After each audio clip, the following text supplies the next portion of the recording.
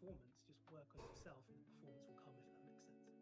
Yeah, and that's something I think I preach pretty heavily the last couple of years, weeks of the year, is that even at this stage in my career, I don't often make monetary goals, right? Because again, you set yourself. If I say I'm going to make $1,000 today, and the market gives me 0 trades, I'm in a position again to have a negative outcome on something that's completely beyond my sphere of control. And so I was always, when I used to work with people individually, I would try to have them set what I would call process-based goals and learning-based goals. Stuff that, like, to read the Discipline Trader this month or something like that. Like, that's something well within the realm of your control. Or process-based goals. And I shared before you came on, one of my process-based goals for Q1 of 26 is to more formalize the bias building that I do, going from a 4-hour to a 1-hour to a 5-minute chart. So these are things that are within my ability to control. If I don't complete those goals, that's not on the market, that's on me. Whereas if I do complete those goals, it's not on a streak of luck or something like that. It's because I sat down and did those. So I've always found it a lot more satisfying, when you can set a goal that's completely within your control and meet it, as opposed to, like you said, these arbitrary, money goals, or I'm going to pass this account like this week. Well, what if the market is complete shit trading this week? So yeah, that's probably a very good guideline. And again, guys, it's not too late. If you set shitty goals, throw them out and revise them. There's no, I'm not aware, although again, where everything's changing so fast over here, I'm not aware of any laws that prevent us from throwing out our New Year's resolution and restarting a week or two into the year. But who knows? Maybe Congress is working on that. Yeah. Yeah, I don't know what Congress is working on, but I'm sure you're not aware of how the US has been reported over here in the UK, but it seems like a very interesting time over there at the moment. Yeah, no, I'm not sure I want to know, to be honest. I think we'll just sit here in our blissful little McDonald's dreamland and go from there and see what happens. But yeah, it's quite, I was saying to my other half, we finished watching the P. Diddy Netflix documentary yesterday. Okay. And interestingly enough, that wasn't the worst thing to come out of the US this week. Jesus, yeah. And it's one of these things that actually turning on the news and watching the coverage and everything, it doesn't seem real, really. It seems like a Netflix show from this end. Well, I remember when the pandemic first started, and I like, this was okay.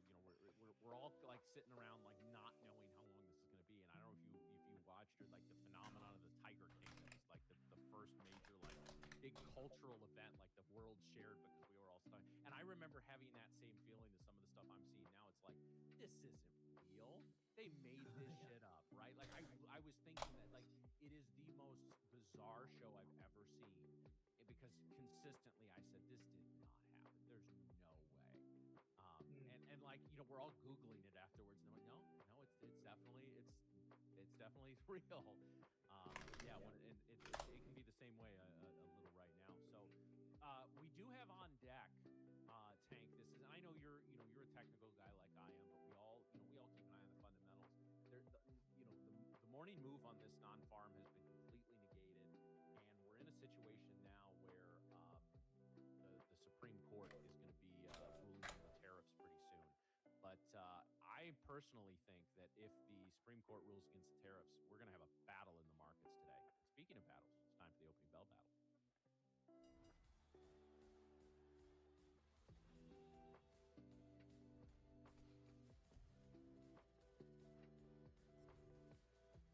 Oh yeah, we're about to have liftoff.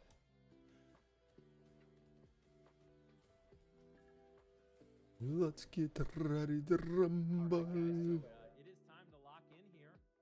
Ding ding, motherfuckers. Let's get to work. So as I was saying, Tank, the Supreme Court is going to be ruling on the tariffs supposedly today. Man, there could be some real chaos in that ruling, especially if they, for some reason, want to try to strike down these tariffs. I think it could be. I don't know if I'm underestimating it or overestimating or estimating it correctly, but this could be a pretty consequential thing coming down today. Yeah, I agree. And I think, there's certain ways to approach this, and I've always taken the cautious route.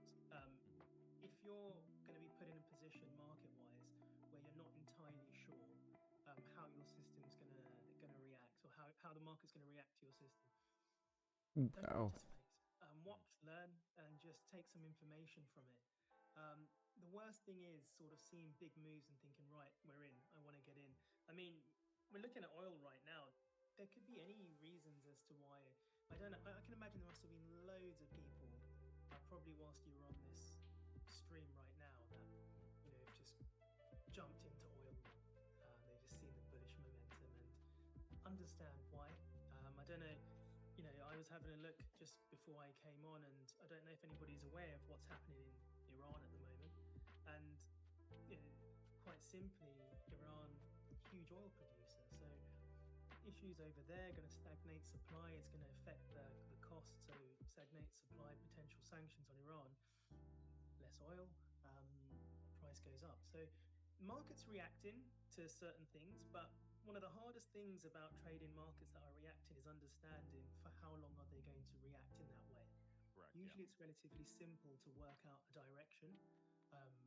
I started first 6 years just purely trading Forex. So a lot of things that I was trading were on the back of governments, so fiscal policy, but also monetary policy from central banks. And it was relatively simple to work out a direction, i.e. strengthening of pound, weakening of sterling, or same with dollar. But the difficult thing, and this is why economists get paid a shitload of money, because it's very difficult to ascertain how long that move is going to continue for.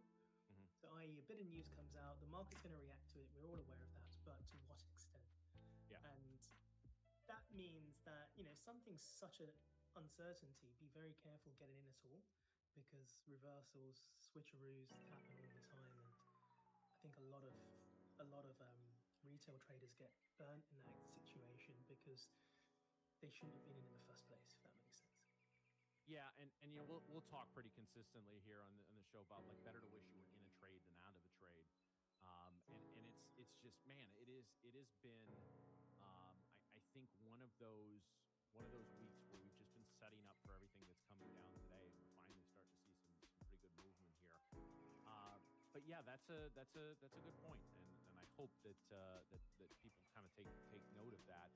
I'm all for trader freedom. I always say, I like places that will allow traders to trade major news if you have a plan for it. But I think we see, I imagine we both see quite a bit, or have seen over the years, people that go into big news events without any kind of plan, or without any kind of structure. And I've seen some people with some plans around certain major data news release that I may not think it's a great plan, but hell, at least it's a plan, and they have a structure and some workflow for doing what they're doing. But yeah, there's too many people. Like right now, I bet a lot of people shorted as we broke through 650 and looked like we were cracking much lower. They're sitting in some pretty heavy drawdown right now. So that's a reason, guys, I don't typically trade first couple of 5-minute candles. But it can be a dangerous trap to get into to only trade these major volatile news events. Yeah, I think it's safe to say, we do the same here in London, actually. 8 o'clock is our open, but you will generally find very few people are trading through the open or bang on the open. We kind of wait for a little bit of noise to sort of settle before we get involved. So open's really, really important, both to London and New York. And I think trading them in a similar fashion, which is cautiously, is the sort of method that's required for doing this for 10 years, basically. If you just keep jumping in, odds are you're going to keep getting burnt. And the one big win you make is the only thing you remember. That's something that I've noticed a lot with a lot of traders, is they'll often have a bias in their mind as to how well they're doing based on the 1 or 2 wins compared to the 42 losses. Yes. And obviously on a long run, that's not going to help. Well, it is, and it's so dangerous because as a reformed chaser, I remember something I'll tell people that on the stream here, the major trading mental errors, chasing, bag holding, oversized. No. If they never worked, you wouldn't do them, right? Like they work just enough to keep you coming back and doing it. And like you said, I remember I chased a small cap stock years ago, and it was to date one of my most lucrative trades. I was in the trade for like 37 seconds. I made $5,000. Okay.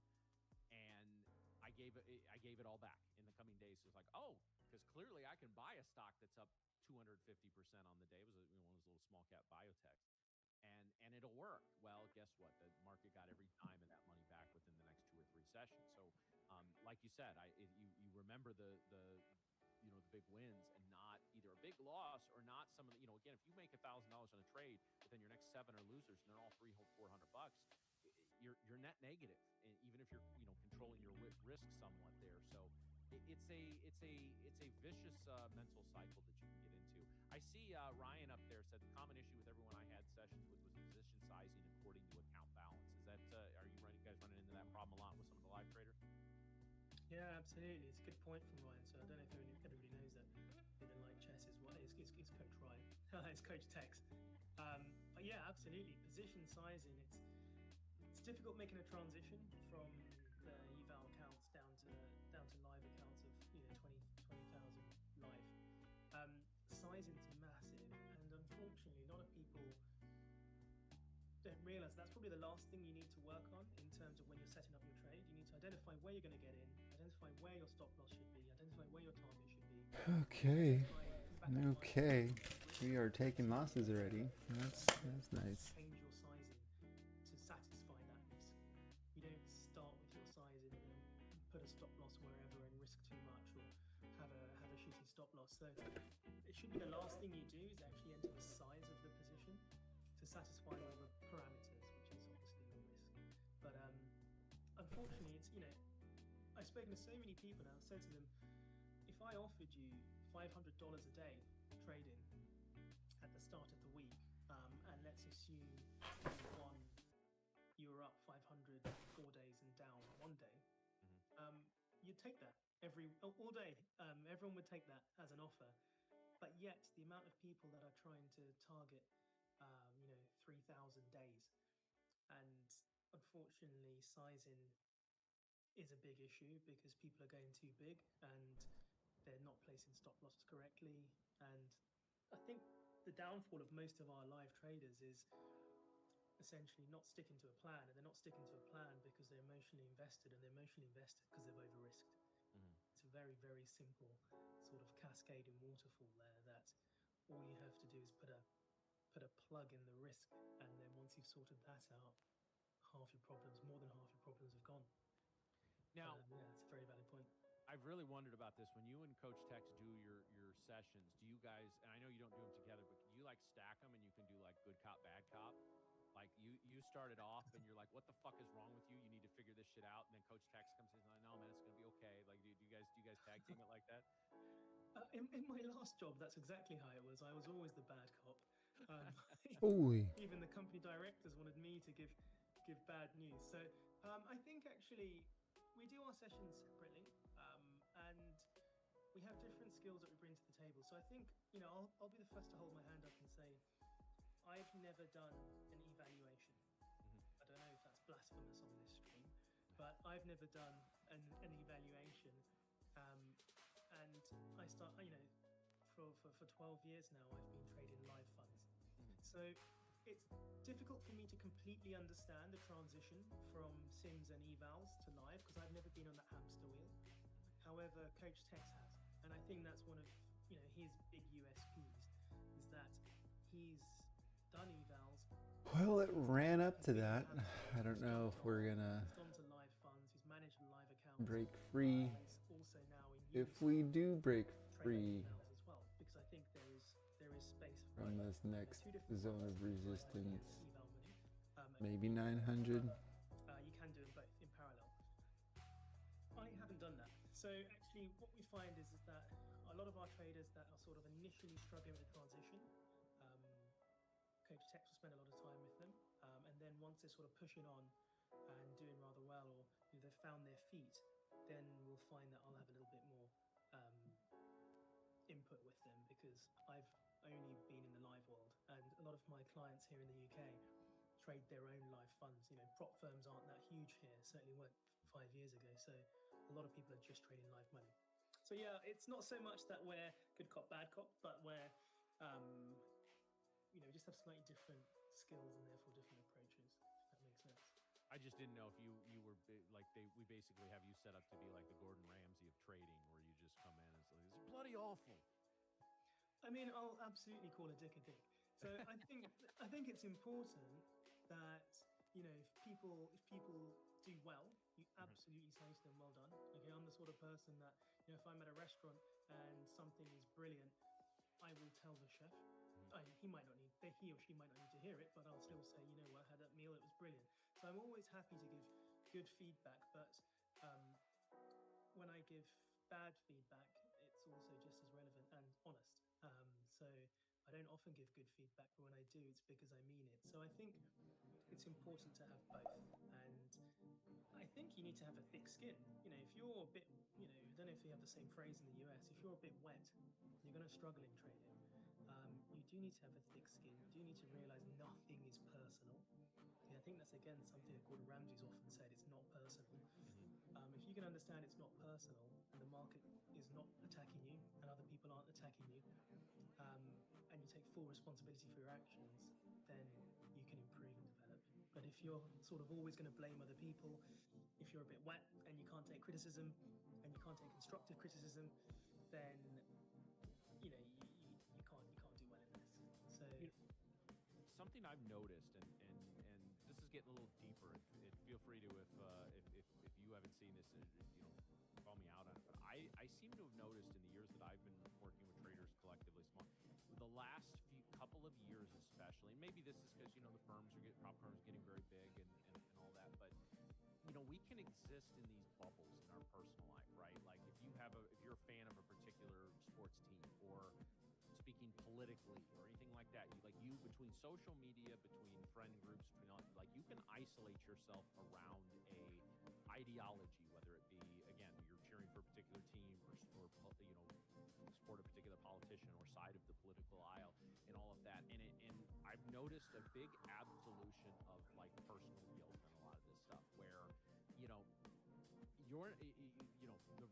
whether it's something like the reason you're struggling in life is not because you made bad decisions, it's because this group or this person or this or that, or, you know, whether the collective anger that goes towards a particular like sports figure when they screw up. And then you come into trading, where if you're 6 months into this and you're just blowing accounts on a daily basis again, that's nobody's fault but your own. Have you noticed, is it something that you guys have had to struggle with a little bit in terms of like having people understand like you're responsible for your trading account? It's not because let's go. Let us go. Come on. Yeah, and Push it. I think unfortunately one of the biggest issues for that is Or are we dropping down? Traders, especially in the prop space, especially US prop space, the majority of their learning or their knowledge has come from people online that they can point the finger at. You know, if you learnt as an engineer, and a few years down the line you built a bridge and that bridge were to be faulty, you're not going to call up your university lecturer and say, listen mate, I built a shitty bridge because of you. You're not going to do that. You'll take responsibility on yourself. But in trading, it seems that people take something from online, whether it might be a trade setup or indeed some sort of idea, they then try and apply it. It doesn't work, often because they're not applying it correctly, or because it's something that's not in line with their character or their skill set, or if it was just a fake idea, some bullshit idea. But the point is that it's really easy to not be accountable when you just take something from somebody else. And that's the issue, for sure. There's a lack of accountability because it's so easy to just adopt an idea and then blame somebody else. I know a lot of people that think that brokers are stop hunting, taking out your stops. Brokers, you know, I've met owners of big brokers, so multi-millionaires, billionaires, and they don't give a shit about your $15,000 account. That's not how they make their money. Or your 100,000. Or your sim eval stops, right? Or your sim eval stops. So it's bizarre. This you know, I remember I had a student, and he was from Russia actually, and the reason I say that is because he had a strong accent, and he told me once in a lesson, in a lecture, he said, "They come for me. They can come for me, but I'll be ready." And I shit myself. You know, he genuinely believed that every time he got stopped out, there was somebody at the other end behind the computer screen doing it. Yeah. So I think accountability is the most important thing. The moment you start blaming everybody else, it's because you've not done the diligence yourself. You've probably not done the research. researched, you've not tested, you've not back tested. All right, our orb is really set. I'm a big advocate of create your system and then on your head be it. And I think people like to have someone to blame. 720. If it doesn't work, then they can blame somebody themselves. So that's what I mean by you have to have thick skin, because you have to sort of test something, try it out. It doesn't work. Say, okay, that doesn't work. I'll get back to the start. I'll try something else, and I'll keep going. And if that doesn't work, I'll go back. And I think that's probably the one thing that helped me with my academic background was, my background was theoretical physics. So I studied quantum mechanics. Very natural transition from quantum physics to trading. It was the exact same stuff that Sheldon did from the Big Bang Theory. So I specialized in quantum mechanics. And what you do is you do a lot of mathematics to try and work certain aspects out. And often you come to the end and it's done. So you then go back, and when I say a lot of mathematics, I'm talking about 3 weeks worth of mathematics. And then you go back and you start again, and then you try something else, and when you get a third of the way, you take a different route, you go somewhere else. And you just keep hammering and you keep realizing, and this is what I think I was taught really early at my university, was that let's say you had a bag of apples, and a lot of the apples were bad apples. Half of them were bad, half of them were good. If you take, and I asked you, Matt, to separate them between good and bad apples. Now, if you tried to take a good apple out, brilliant, put it on the side. But if you took a bad apple out, it's not ideal because you're not going to eat it, but at least you've taken one bad apple out. And the same thing applies in maths, the same thing applies in physics, engineering, medicine, but also in trading. So if you're trying and testing something and it doesn't work, that is a good thing, because you know that doesn't work. Therefore, you're a step closer to what does work. And unfortunately, a lot of people in this day and age, they just don't have the patience for that. And that's the issue. I think one of the big things in current society, Good morning. is the lack of patience. In my day. is the lack of patience, really. Yeah. People want shit to work now. They don't want to work hard for it. They don't want to practice, get better.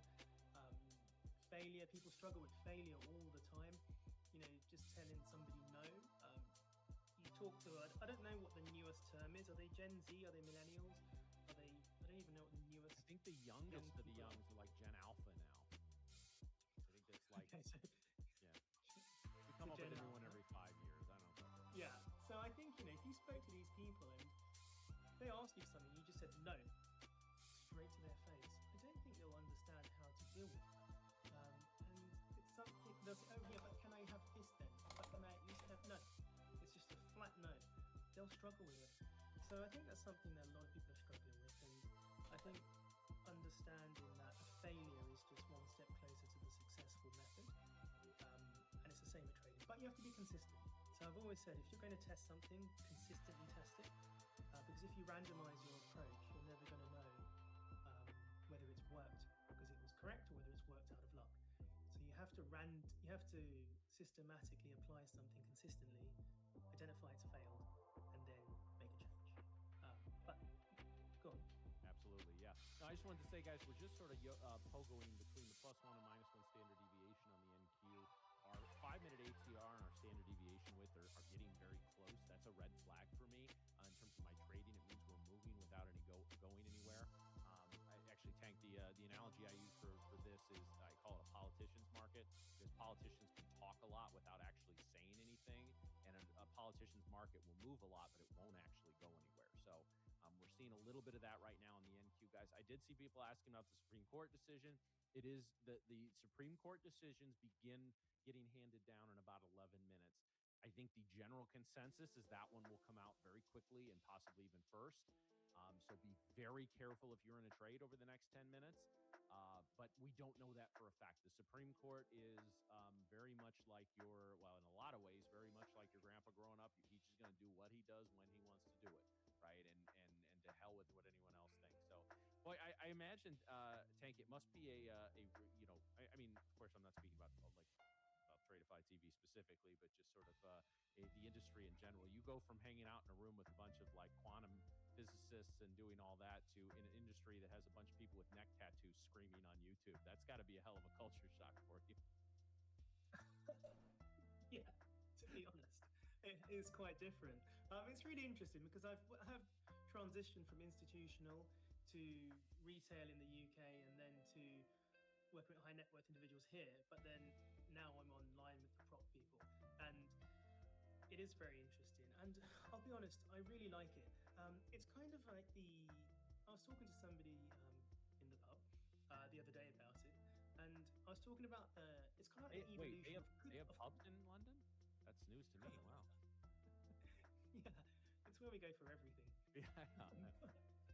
But you know, we were talking actually. It's interesting because it's kind of like the evolution of cooking and cooking programs and people online. How it used to be sort of, you know, high-end Michelin-starred chefs that we saw on telly, or you guys had, I think, Martha Stewart, that crazy lady. But I think the idea was that you know, it was generally high-end chefs, and then it ended up becoming YouTubers that are some of the biggest online chef presences, and then they get jobs in restaurants.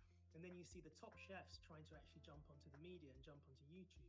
So it's really interesting because with the evolution of YouTube and Discord and so on and so forth, online media, it opened it up to a different demographic, and I really, really like that. I like the fact that, listen, when I was at an institution, to my left, Cambridge graduate, to my right, Oxford graduate, behind me, 3 LSE mathematicians, London School of Economics mathematicians. It was all very elitist, if I'm going to be honest. And financial markets are like that. And I actually did my training in New York. That's what they do. They send you to New York for a little bit of training. No reason, just because they can. Yeah. And it was the same in New York. You know, everyone that was a grad on the grad scheme, this particular bank, they were all super elite, and I didn't like that particularly. And what this has done is it's now opened it up to other people, other demographics, different walks of life, different methodologies. You don't need to have, I think you guys call it like Ivy League. Is that what the top universities are called there? I think so, yeah. I think that's it. So you guys call it Ivy League. In the UK, we call them red bricks. Okay. And the idea is you know, you don't have to be from that walk of life to be able to trade well. And I think that's quite nice. And it does mean that it opens it up to a little bit of crazy. But you see that with, like I said, online chefs now. You know, there's all sorts doing it, and it's a good thing. And I enjoy it, really, to be honest. I didn't particularly like the environment, professional environment in the city of London, particularly. I did initially when I was young. Of course, you love it. But then when you sort of realign your values and what's important to you in life, changes a bit. So I quite enjoy this. It is interesting, though. I imagine you've got to be, you know, and well, I mean, I've done this at various stages of my career as well, is that, you know, you can sit down and have 3 one-on-ones with successful traders lined up. One could be like a professional guy in his 30s who's got, you know, about to go off to the office. The next could be a mid-40s single mom with 2 kids that she's, you know, taking care of. And then you could talk to like a 22-year-old guy who just put the bong down to answer the Zoom call. So it's got to be a really interesting. It's always been for me. The complete spectrum of people that, and all 3 of them may be really good traders too. That's the fun part about it. In terms of talking with everybody. So yeah, again, guys, we got the Supreme Court decision coming up in just a few minutes. So let's see. I will drag my news feed down. I'm actually going to put on the squawk. So if you hear a voice in the background, that's what that is. To hear if and when it's announced. I was going to say hi to some people and just realised I haven't even been looking at the chat. Sorry, team. Hi all. Hi Triggs. Fire. Inshi. Hello. Hope you're well. Julian. Yeah, I did tell the chat to have questions ready for you, so feel free to jump in and take as many of those. Yes, Market Maker Mario. I have got a studio light today. I've got a new camera and a light. So this is me in high definition. There you go, in all my glory. Hope you're all well. Owen Quinn, Tech Meeting. Yep. Hi Owen, hope you're well. Cool. Fine. Hope My buddy works for Harrods over there. Bro says they are despicable. Harrods is a lovely shop, but yeah, I can't imagine working there. It must be awful. I mean, we have some similar stuff over here as well. But now, you know, what was interesting to me, I worked in an institution a few years ago in the education arm, and we had a guy who, super nice guy. And this just kind of goes to show, like, you know, knowledge of something does not equal mastery of something. This guy, you know, and listen, some of us have advantages or disadvantages in life, play the hand you're dealt, do whatever. So I'm not hating on this guy for this, but like, he grew up, his dad worked on the street, right? He was literally at 5 years old running around the floor of the New York Stock Exchange. You know, got a I don't know if it was paid for a free ride, whatever, to one of the Ivy Leagues. He went to Harvard. He went to like the business school. He got like an MFA. Every formal financial education that he could have up to when he was like 25, he did. And so he got into space. He started doing that. So I met him. He's like 31, 32, of course, married, has the big condo in the sky and all that, but could not trade to save his life. He could write content and do analysis on stocks and but could not trade. I mean, just like All right. to the point it was almost Well, our scalp account is money. taking a huge hit. And that was something that, you know, and it's interesting in this business because, you know, I just listed these three different people, and they could all be successful trading from Gotta lock it in, guys. different places, Lock it in. setups. There really is no barrier to entry to this business anymore. The only barrier to success is when you're able to kind of lock down, do the work, and you know, be successful. Yeah, you're right. I mean, it's not quite simply 1 + 1 = 2 in terms of if you study, if you read a lot, as more information as possible, then you're going to be good. Unfortunately, it's not like that. It's not a 1 in, 1 out situation, and there are definitely certain people that are just not set up to do well. That's usually a character trait. You know, there are certain characters that are just not set up to work, I don't know, as a carer, you know, in a disabled home. So because of their characteristics, you know, they just don't have patience, for instance. So What do you guys think the market's gonna do? I don't know. To realize that if you're created a certain way, you need to create a system that is in line with how you are, how you do things. And if you don't do that, it's going to be very, very difficult. And there's also some people that just will never be able to, because I know many people that were just far too emotionally invested in everything, every trading decision they made. And I think that's the issue. One of the big issues is just far too emotionally invested.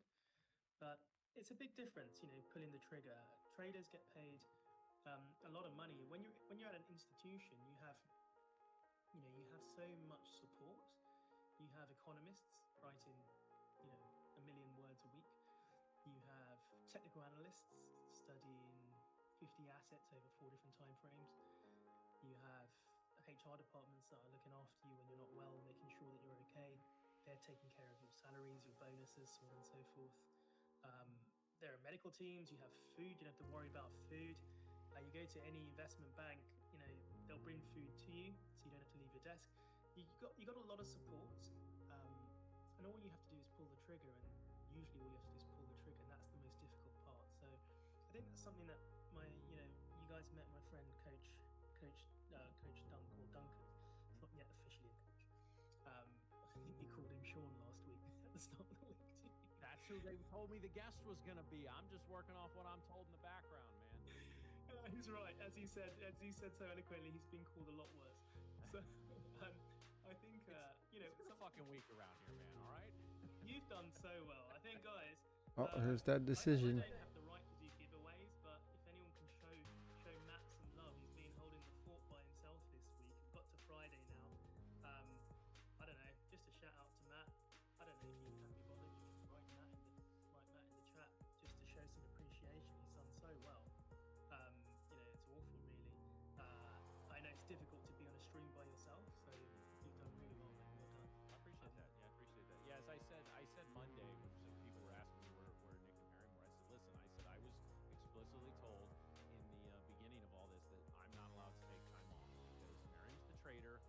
is the personality, and I'm the eye candy. So I get it, and it's I've embraced my role. And then no, but in all seriousness, actually, I think next week. So it's been a lot, but yeah, and honestly, if the markets didn't just suck this week, then it wouldn't have been what it was. But no, it's all right. I appreciate you coming on and helping me carry us into the weekend here. But so yeah, guys. Okay, we are at the top of the hour. Let me make sure my squawk is on so I can hear if and when they make any announcement. We will likely see an announcement in the candlesticks before we see it in the news feed, I would imagine. And again, guys, it may come down in 5 minutes. I think generally the consensus is it will come down today, but today is just one of the days that they can announce decisions. Hank, I think the markets can and will prove me wrong all the time, but I just don't see the Supreme Court going against Trump on this particular line of policy. No, I don't think so. I just think that I think they've got to choose their battles, and I don't think this is one I think it's one they're going to step back from. I completely agree. So I can't imagine there's going to be too much on the back of this. I think with everything that's going on, there's just so much happening in the market at the moment as well that to try and get involved on the back of this it's going to be such a coin toss. So I'd be careful either way. But yeah, I can't imagine that they're going to push back. He's on a roll at the moment, isn't he? I saw someone in the chat. And again, not to ask whether you can. Oh, sorry, mate. You go. No. I was just saying not to jump into any sort of ideological fire or anything like that. And because I'm not saying good, bad, indifferent, whatever. But this Supreme Court has been very ideologically aligned with the president. So I just don't see this. I said if they're going to go against him, it'll be maybe a narrow ruling that basically just says, okay, we're not touching what's already in place, but you got to be careful going forward. I just don't see I think any of the online commentators, and maybe they're just those people that call for crashes every week, and then eventually they're right and they sell their course. I just think everybody who's calling for like, oh, they're going to overturn it, there's going to be billions going back to other countries and people in this country that paid the tariff. It's like, you really think that? All right. And I think even leaving the ideological and the political side of the aisle aside, the Supreme Court, at least traditionally, has been very slow to try to rock the boat in these type of situations, especially economically, right? Like they may make a nice landmark statement when it comes to rights or something like that, but this is economics, and I just don't see them getting involved. Yeah, I completely agree. I just don't think they want, because if anything were to happen negatively on the back of that, sort of on their head be it, and I don't think they want that. So yeah, I completely agree. I think they're going to be relatively passive. So someone's written no ruling today, carry on. Yeah, I think that's fair. Oh, Supreme Court does not issue Trump tariffs ruling. So no ruling today, guys. Yeah, of course. Wow. I assumed that was going to be the case. So yeah, much ado about nothing. Yeah, it's Friday there, mate. I think literally they're like, you know what? There's enough shit going on at the moment. Let's not chuck another spanner into the works. And I think that's the sort of thing that was gonna happen today. Yeah, I don't know how many it's usually what 2 or 3 Fridays in a row that they issue rulings from the previous hearing. So I'm very surprised we didn't get a ruling today. That does surprise me. They're outside of a complete overturn, that's the only outcome that would have surprised me. But the fact we're not is that actually gives me a little pause, and that one makes me wonder if I'm maybe a little quickly dismissing that other side of it. But we'll see. I mean, again, now we just get this hanging over our head for another week or two. Yay! Yeah, absolutely. So, Jake, now that you've been here for a while, I know you've done a good amount of one-on-ones. What are some of the? I know we focus on the mistakes and the negative and all that. What are some of those that are thriving in the live program right now? What are some of the common threads you notice in maybe their process? Because I know there'll be differences in where they're from, age, all that. But in terms of how they trade, what are some of the things that you could just jump out and be like, okay, when somebody tells you this, you know they got their shit together. The person that has overcome the issue of FOMO. I think there are so many people that are jumping into things. I mean, it's brilliant, to watch streams all day, to watch people trading.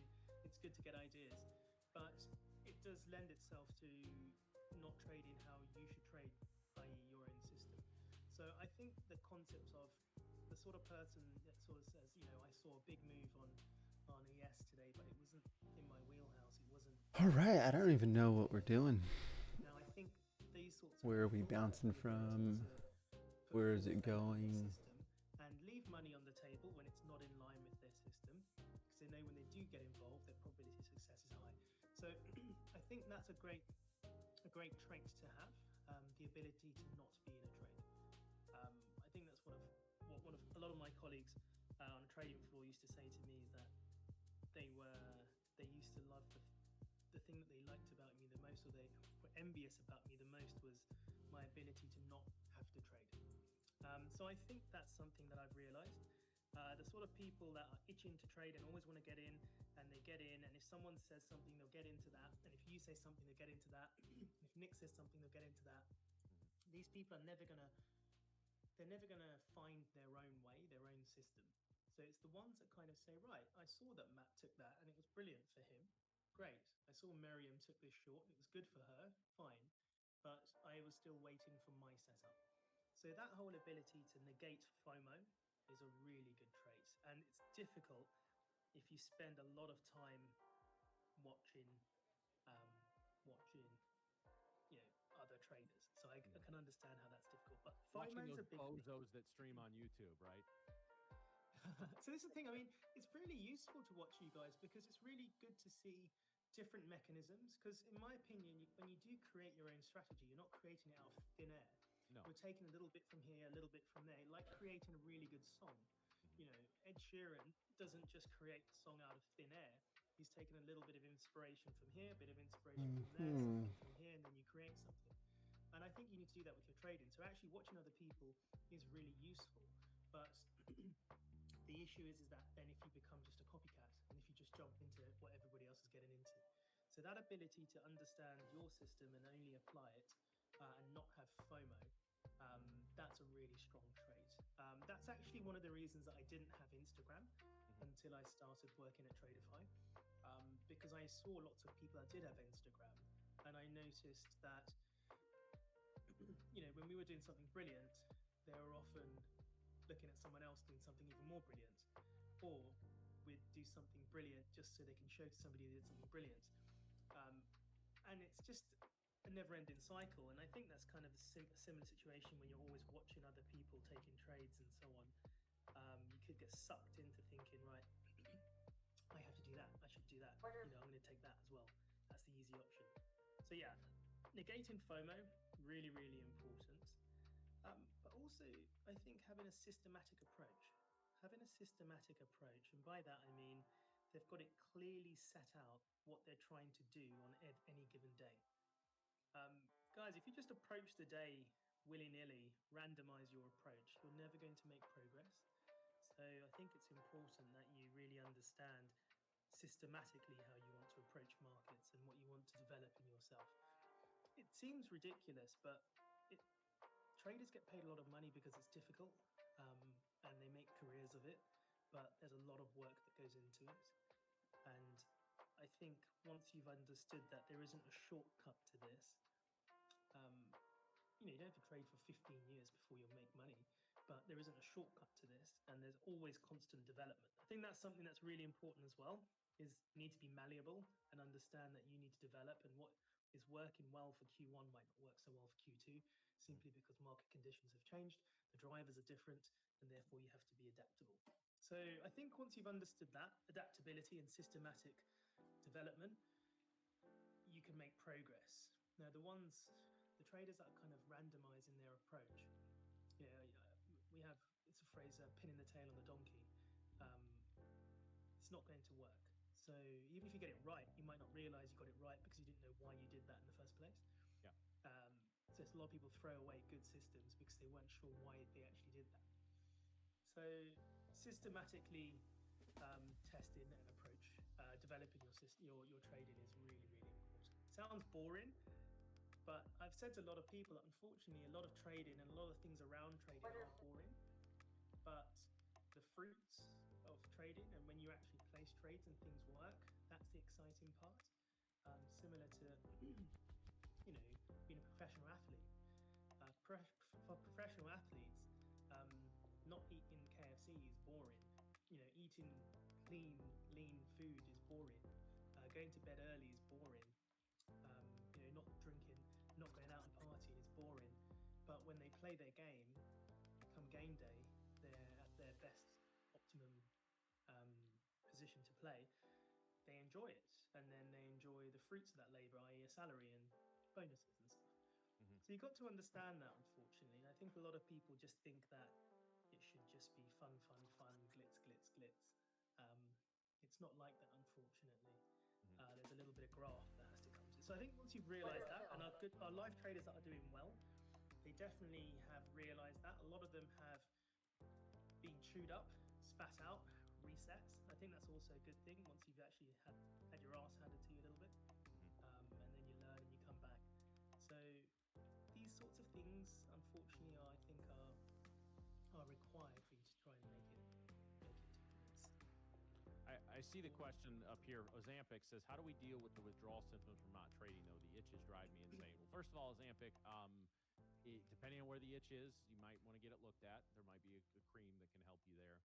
But the general premise of the question there, for those that may be, I think that relates directly to the FOMO you were talking about. But like, I've always told people in these situations, if you know you're going to take a shitty trade, or you're about to, like, it's okay to walk away from your computer, close out your platform. What like, does that, would that work for you, Tank, or is it just you need to just develop the discipline? Holy shit, we are going right back into our 700 here, guys. No, I completely agree that it's going to be different for different people. There are some people that just have Jedi focus and have the ability and such high levels of discipline that they can sit and watch a chart. I've seen it. I've seen somebody sit and watch the German DAX for 8 hours with one toilet break and not take a single trade with a 1 minute chart, and then leave the trading floor for the day. Okay, so I've seen that level of discipline. Somebody can come on 1 minute DAX, watch it for the whole day. Nothing was set up how he wanted it. Got up, walked out. Okay, so some people have that level of discipline. Others, usually more sort of centered people, work out ways to not get in. And yeah, I completely agree. Closing down and disappearing is really important for me. For me personally, I have a really nice routine because I get up at 6. I go through all my emails, reply to traders. I do all my Tradovate admin by 7:30. 8 o'clock we have the London Open. 8:15 is the earliest I'll get in. I'll have a look. Nothing happens by 9 o'clock where I can get in or place an order. And if something does where I get in and place an order, brilliant. But at 9 o'clock, closed it, I've gone to the gym. Okay, so at 9 o'clock I've either closed it, and gone to the gym, or gone for a run, taken the dog for a walk, whatever. And that's my way of not getting into trades I shouldn't get in. Now, Ozempic said, where did he say that? Symptoms of not trading. How long are you not trading for? Do you mean like for half a day, or do you mean for 3 days? Or do you mean for a week? Because again, that also depends, Matt, on whether you have an alternative source of income. Yeah. So there are some people that have, they have to trade, and they have to pay rent or mortgages and bills at the end of the month. So they have to have that turnover. There are some people where it's just a side gig to a current income. What I tend to find is the less you need to make money from trading, the more money you make from trading. That's generally what I've found. So if you set yourself up financially, whereby you have some savings or you have alternative income, then I think you trade better. So it depends on what you mean in terms of for how long you're not trading for. But yeah, for me, it's a case of disappear, walk away. It's very difficult for you guys on stream. I know that. Sort of sit there and look at things, but for me it's a case of shut down. That's why I like to have a job. I like to do something like this. In lockdown during COVID, I was just trading full time, and I had to set challenges for myself. So instead of going to the gym, I'd say, okay, once you've analyzed, you've got to do 150 push-ups. Okay. And then you can go back to the charts. So So something that would just block me out, get me away, because that's just my personality. Like I said, there are some people, like my colleague that I used to work next to, could sit there for 8 hours and not take a trade and be happy with his day's work and go home. So it's completely up to the individual, but you got to work that out yourself as well. Yeah, absolutely. Boy, we have a strong reversal off that bottom, guys. Basically put in almost a 100-point candle in the last 5 minutes. Be careful, guys, as the vast majority of price action is still moving within the +1 and -1 standard deviation band. And again, just to kind of illustrate this point, when you see these bands that are basically, they're not expanding, like we want to see them doing this, right? And giving us a bigger range within here. When these are either parallel or tightening up, and they're kind of doing a little both right now, it means we're not getting that breakaway price action. Because there were some people, I'll be honest, guys, I was eyeing up a short down here at 660, and I just said, you know what, let's give it a second. And sure enough, I mean, there would have been a little opportunity there. Probably would have taken some profit, but the strong reversal that came in out of nowhere. I'm looking for the news feed, and I don't see any news on that. And now we're stalling right back out up here at the 760 level. So just be careful. There's some ranges here that are tradable, but as far as like if you're like me and you're a momentum trader, we're just not seeing a whole lot of follow through in either direction. Yeah, I completely agree. If you're not somebody that has a system that is set up for range trading, you can have a system set up for going with momentum and an alternate system for range trading. That's fine. Use different set of indicators, different set of confirmations. But if you don't have that in your armory, sideways market, leave it alone. Leave it alone. Watch it.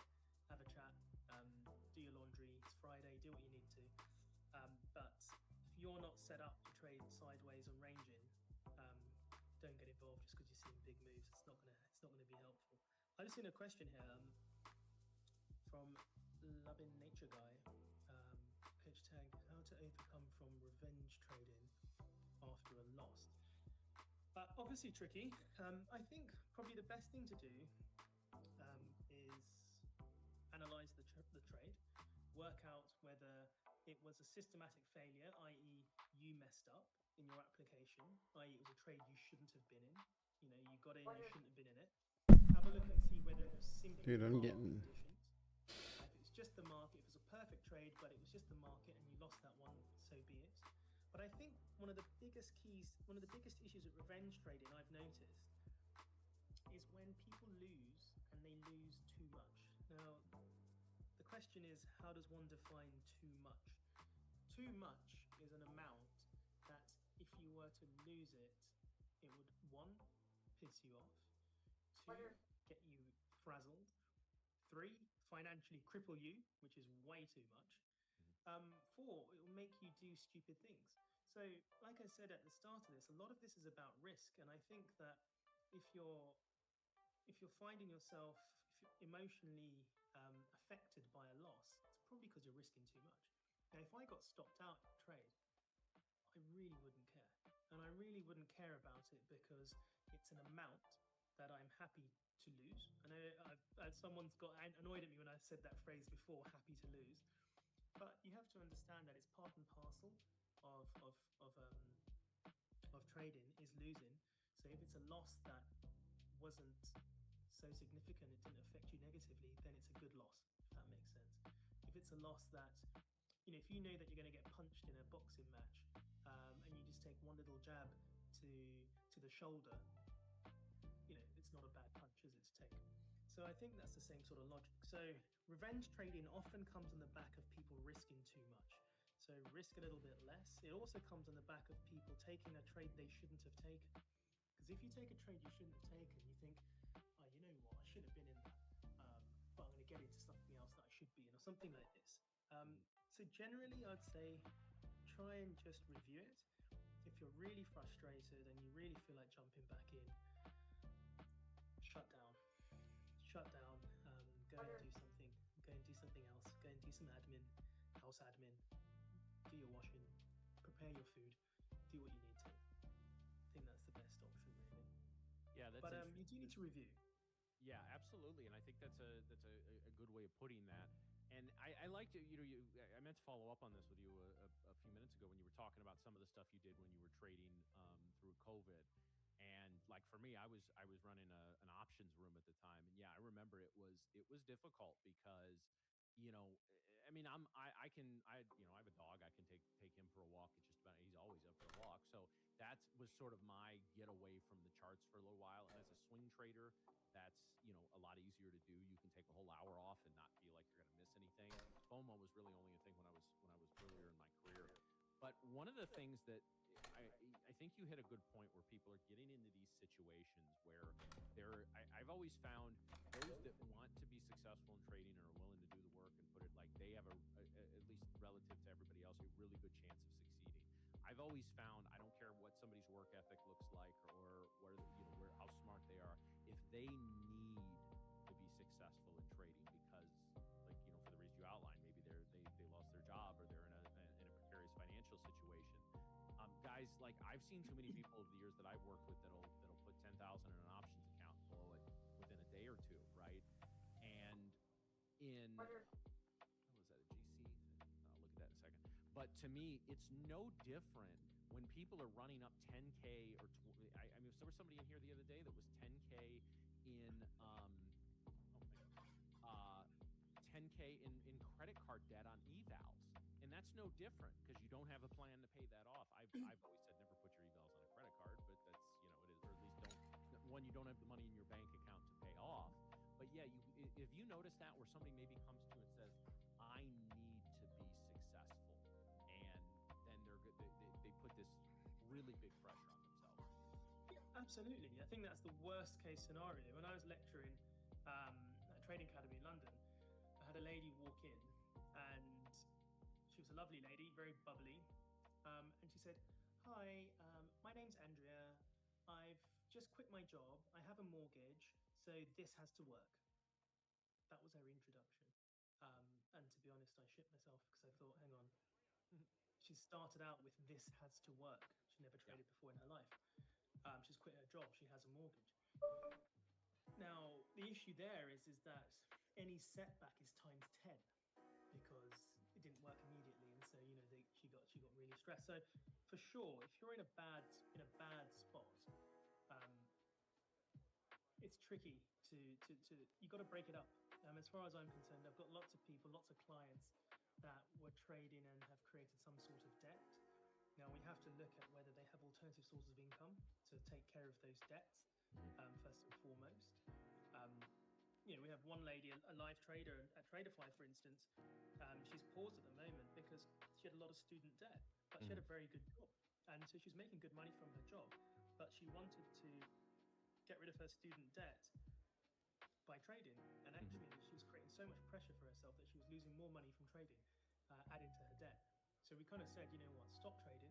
You're not in a good space. Your foundation is not strong enough, not secure enough, not steady enough, stable enough. So reduce your debts with your normal income from your job. She worked in medical and earned relatively well.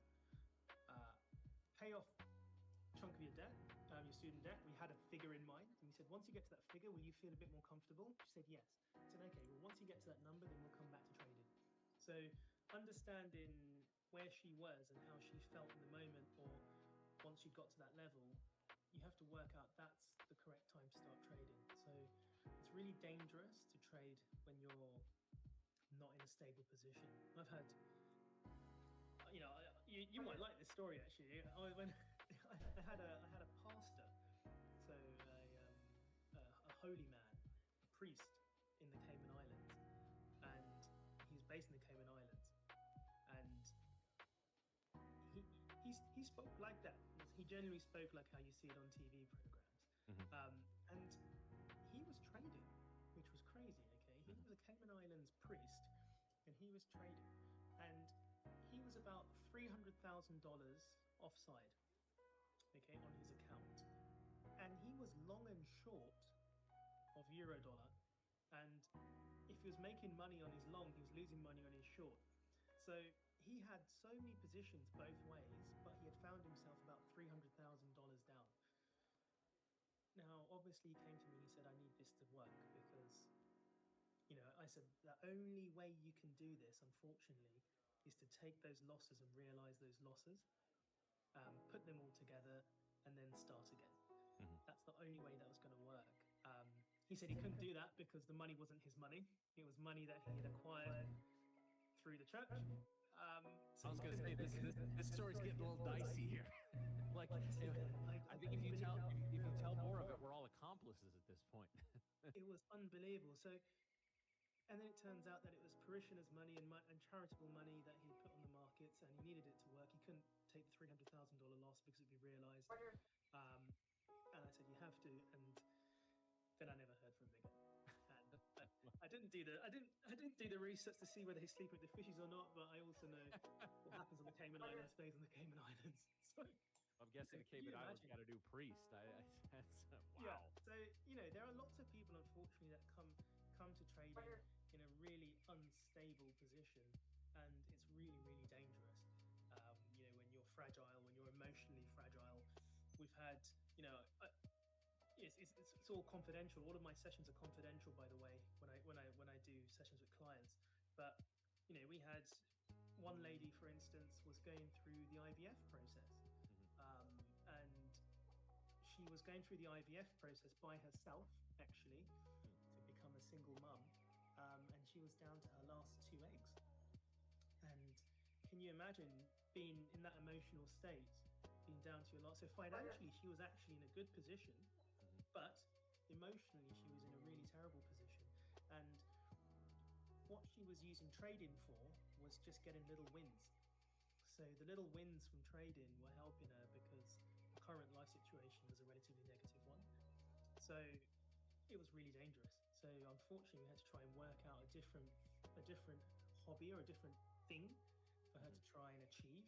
And she was trying to start to swim again. She was a college swimmer, semi-professional swimmer. So she wanted to get back into all of that. So we sort of substituted trading with swimming to try and achieve some goals, to try and balance or counter the negativity of her IVF process.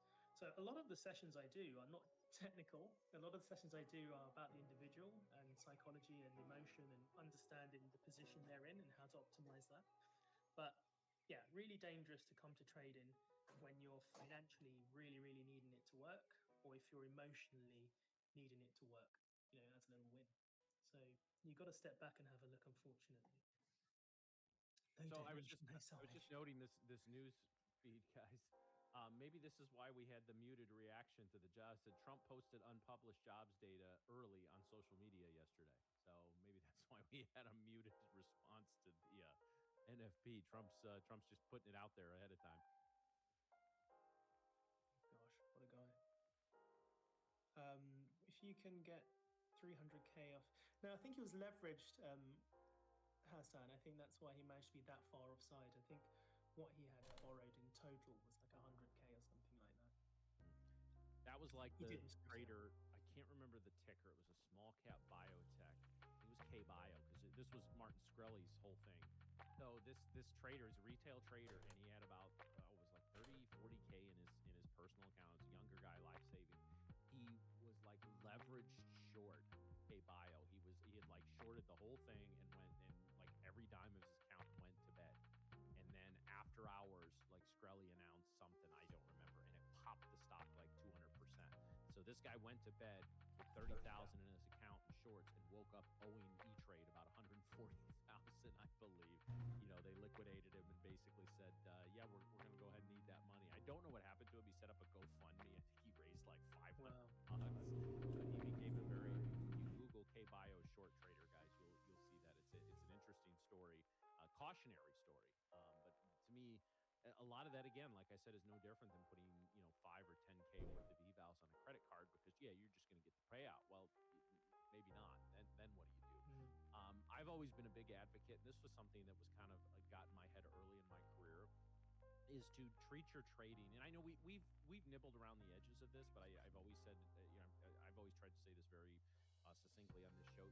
Your trading is your business. You are starting a business when you begin to trade. And so you need a business plan, you need a budget, you need your goals, you need all of that, just as if you're starting a burger joint.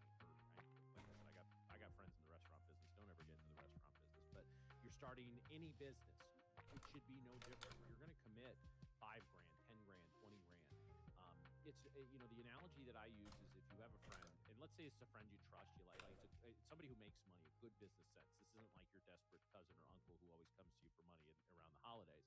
But you got this friend who comes to you and says, "Hey, I got this business idea. You know, it's going to cost you 10K to go in," because 10K is, I think, is a nice number for what people are going to be spending their first couple of years in, whether it's evals, education, indicators, platforms, whatever the case may be, right? And they say, this guy says to you, "Hey, 10 grand gets you in," and again, this isn't somebody you dismiss out of hand. Well, what's the next question going to be? You're going to be like, "Oh, okay, can I see the plan? What's the business plan? Like, how are you going to, you want this 10K? That's great. I trust you, but how are you going to turn this 10K into 15, 20, 30, whatever?" You're going to want to see the plan. And so if you're going to want that from somebody else, why the hell would you not want it from yourself? Yeah, no, I completely agree. And that's a really good thing, that bit of advice I often say. I say, give yourself the advice you'd give somebody else. In general, actually, even if it's about, oh, do you think I should go long? Do you think I should take this long? Have a look at it and go, well, it's a little bit iffy, isn't it? And I wouldn't do it. So I'd suggest, you know, you would do it. So generally, you tend to give other people better advice than you give yourself. All right, we did terrible on our funded account. I mean, we kind of lost our minds here. Whether you should go long, I'd probably say no, better not, because I'm not sure about it. But I might consider doing it myself. It's my money, my risk, da. So yeah, absolutely, I agree. You know, give yourself the advice you'd give a mate, and you'll tend to be better off. I've just seen a question here, a point from Real Chris B. It's very true. The pressure of no backup will break you. I got laid off in 2024 in attempts to go full time. I only lost 1,500, but it felt like 10 times that. I stepped away for months after that. Yeah, really, really good point. So I think something that I've often been asked, and I've helped, and I've been part of probably, I reckon about over about 300 transitions from people that were working whilst trading to then trading full time. So thankfully, I've been working with people and being with people through that transition from having a job, getting income from the job, trading on the side, as somebody put their side hustle, but trading on the side, trading well to the extent that the income from trading has now somewhat superseded the income from the current 9 to 5, and then making a transition to trading full time. So I guess I've probably, like I said, worked probably between 250, 300 people that have done that. And I think something that we've always discussed was, before you quit your regular income, your guaranteed income, before you quit that, save up to the extent that if you did become a trader, you could have 6 bad months. If you could have 6 bad months of trading, and financially still be fine, live the exact same life, okay, you're paying your mortgage, you're going on the trips you want to, your family are happy, everybody's happy. If you've got enough income, got enough savings whereby you can trade poorly for 6 months and still be fine, that's the moment that you can potentially quit your job and trade full time. Because so you have to show that you can make the same or if not more from trading, but also have that backup in case it doesn't work. And actually what you'll find is that 6 months savings will never be realized, but the fact that it is there means that you trade consistently well month on month on. And if you did have a bad month, it's fine, but generally you'll find that you're less likely to have a bad month because psychologically you know you'll be okay, therefore your practical application is still on point. So have a backup, and like I said, from my experience working with retail traders like yourselves, making the transition, we've worked out that roughly, if you could get to somewhat like 6 months of bad trading and you'll still be fine, that's when you can make the transition. That's usually all right. Well, we got absolutely. But I lost their minds, guys. We lost their minds. Because you know, you've heard winning this, okay, well, the day with the wrong when I'm working full time. belief, I've always said, you know, wrong thought processes. 3 hours a day. I'm not saying it, you know, 1 or 2 in the morning our time, everything's the most interesting, but it is at least available. But what, like, for somebody who comes to you, especially maybe if they're in the live program, say, hey, I want to do this. Let's see, they're even taking your advice. I want to do this full time, but I'm not at the point I want. Like, are there any little tips or tricks or hacks that you've noticed in terms of, you know, for people that have maybe a full time, even a lucrative career, let alone like an hourly job, where they can, you know, try to balance that? I mean, what sort of ways would you recommend they kind of overcome that challenge? Yeah, good question. I think it's be realistic in the windows that you have. I think that's really, really important, and the environment in which you can trade. The amount of times, Matt, I've had calls with clients, and it's been echoey, really echoey, and I've asked them. I said, "Where are you right now?" And they're sat on the toilet at their place of work. They're sat on the loo taking this call. And they said, "Oh, this is where I trade. I trade from the loo." So I think it's really important that you understand what windows you have where you can be at your best. Now start from there. So I've done sessions with one of the people that does trade full time now. She was a single mum, 2 children, and she had a full-time job. And she lost so much money because she only had 45-minute window in a day to trade. She dropped her kids off from school, and after that, before going to work, was her window to trade, and it was 45 minutes. And what she thought she had to do every day was place a trade in that 45 minutes. So she placed 3 trades in that 45-minute window, and she lost most of them because they were usually NAV trades. So it was like, one, identifying the window that you have, and 2, then creating a system that allows you to dip in that time period. So in that 45 minutes, she has the ability to analyze a market, see, given her levels of confirmation, the indicators she used, she could apply them. And if there was a situation where she could place an order, instead of entering manually at the moment a market order, she'd then place an order and leave it and go to work. That was what we had to work for her. So it's have a look at the window you have and understand that you'll have limitations. There'll be many days where you don't trade, that's fine. But you're not going to have a high frequency of trade because you just don't have the time. So what you need to then bank on is probably the quality of trade. If you bank on the quality of trade, it's naturally going to reduce the frequency of trade. And you have to be okay with all that, given the variable that you cannot change, which is the time constraints from your current job. So